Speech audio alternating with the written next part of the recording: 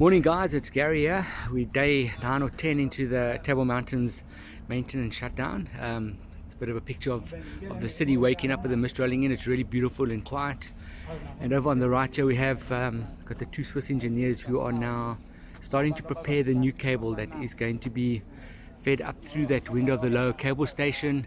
It's going to be pulled up about 200 meters up the mountain, where it'll sit alongside the old cable, and then they'll connect the old cable, which will be pulled out, and as that old cable gets pulled out, the new cable will get pulled in, and then they start retensioning. So it's a massive piece of cable that's coming from Switzerland. The Swiss guys are really sort of at it. What they do now is they're actually setting up a braking system, because everything's got to be at the correct tension so the cable runs out smoothly and it doesn't run off the spool. So just another little clip about what's going on Table Mountain. Another beautiful day, and we will catch you soon. Cheers.